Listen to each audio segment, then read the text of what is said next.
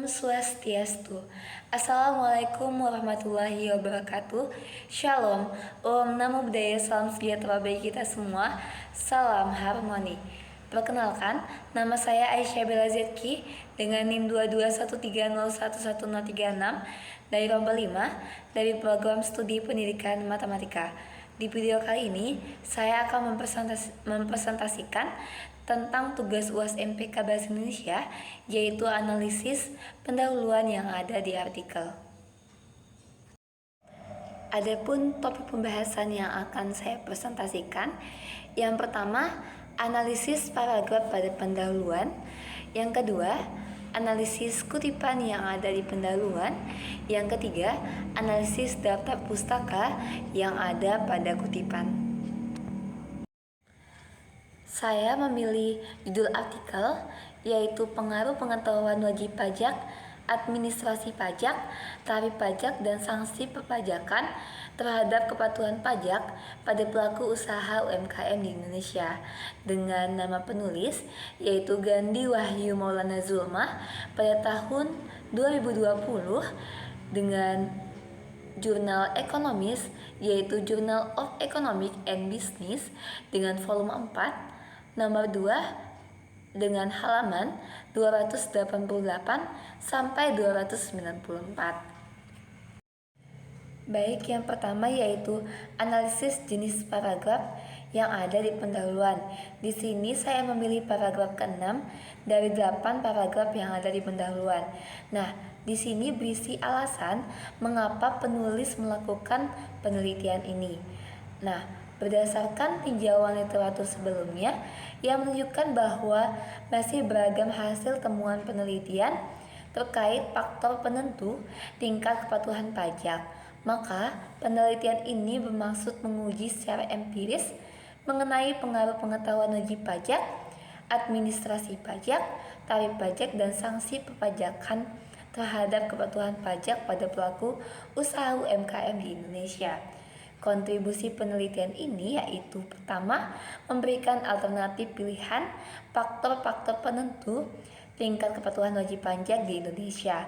Kedua, sejauh telah literatur yang dilakukan, belum ada penelitian yang menggabungkan secara kompleks faktor-faktor seperti pengetahuan, administrasi pajak, tarif pajak, dan sanksi pajak terhadap tingkat kepatuhan pajak. Nah, berdasarkan sifat dan tujuannya, paragraf ini adalah paragraf penghubung, di mana letaknya di antara paragraf pembuka dan juga paragraf penutup. Nah, berdasarkan letak kalimat utamanya, paragraf ini termasuk paragraf deduktif, di mana kalimat utamanya itu berada di kalimat awal, lalu diikuti dengan kalimat penjelas, sehingga mendukung kalimat utamanya. Berdasarkan bentuk unit tulisan atau sifat isinya, paragraf ini termasuk paragraf eksposisi klasifikasi. Mengapa? Karena paragraf ini menggambarkan sesuatu lalu mengelompokkannya atau mengklasifikasikannya, seperti kontribusi penelitian ini. Yang kedua yaitu analisis kutipan yang ada di pendahuluan. Di sini saya memilih 3 kutipan. Yang pertama, Mas'ud et al. Pada tahun 2014 menemukan bahwa tarif pajak yang tinggi dapat menurunkan tingkat kepatuhan pajak pada sektor UMKM karena dapat mengganggu arus kas dari usaha kecil dan menengah, sehingga sebaiknya sektor UMKM diberikan tarif yang lebih rendah sehingga pemutaran modal dan pengembangan usahanya dapat berjalan dengan baik. Di sini setelah saya analisis, kutipan ini termasuk kutipan tidak langsung karena kutipan ini tidak secara utuh diambil oleh penulis, tetapi penulis hanya mengambil intinya saja lalu dikembangkan dengan pendapat penulis. Dan kutipan ini juga disatukan dengan teks, spasi kutipan menyesuaikan dengan teks, tidak menggunakan tanda petik 2, dan mencantumkan nama belakang pengarang dan juga tahun. Kutipan yang kedua yaitu Swisstak pada tahun 2016 telah meneliti pengaruh sanksi pajak terhadap kepatuhan pajak pada sektor UMKM yang menunjukkan bahwa sanksi pajak dapat meningkatkan kepatuhan wajib pajak apabila ditegakkan secara adil dan berkepastian hukum. Nah, setelah saya analisis, kutipan ini termasuk kutipan tidak langsung karena kutipan ini penulis tidak mengambil secara utuh, tetapi hanya mengambil intinya saja dan juga dikembangkan dengan pendapat penulis. Nah, kutipan ini juga disatukan dengan teks, spasi kutipan menyesuaikan dengan teks, tidak menggunakan tanda petik dua, dan mencantumkan nama belakang pengarang dan tahun.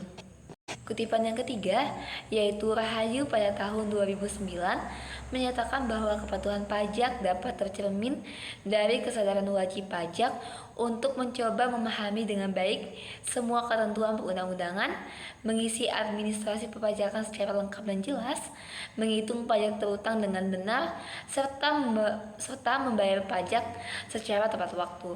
Nah, setelah saya analisis, kutipan ini termasuk kutipan tidak langsung karena kutipan ini tidak diambil secara utuh, tetapi penulis hanya mengambil intinya atau topiknya saja, lalu dikembangkan dengan pendapat penulis.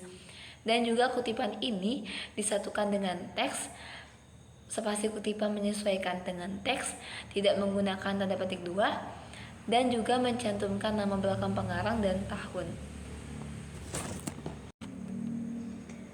Yang ketiga yaitu analisis daftar pustaka yang ada pada kutipan. Nah, kutipan yang pertama yaitu Mas'ud, di mana kutipan ini terdapat kata et al, berarti dan lainnya.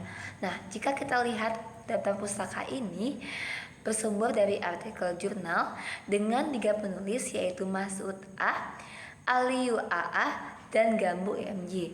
Tahun terbitnya itu pada tahun 2014 dengan judul artikel Tax Rate and Tax Compliance in Africa dengan jurnal European Journal of Accounting, Auditing and Finance Research dengan volume 2 nomor 3 pada halaman 22 sampai 30. Data pustaka yang kedua yaitu nama penulisnya Swisstak A, tahun terbit 2016 dengan judul artikel Tax Penalties in SME Tax Compliance dengan jurnal Financial Theory and Practice dengan volume 40 nomor 1 pada halaman 129 sampai 147. Lalu yang ketiga data pustakanya yaitu penulisnya Rahayu pada tahun terbit 2009 dengan judul artikel Pengaruh Modernisasi Sistem Administrasi Perpajakan Terhadap Kepatuhan Wajib Pajak dengan jurnal Akuntansi dengan volume 1 nomor 2 halaman 119 sampai 138. Sekian presentasi dari saya. Saya mohon maaf apabila ada kesalahan kata baik yang disengaja maupun tidak disengaja. Saya tutup dengan Parama Santi. Santi Santi Santi Wassalamualaikum warahmatullahi wabarakatuh. Shalom. Namo Buddhaya, salam sejahtera bagi kita semua. Salam harmoni.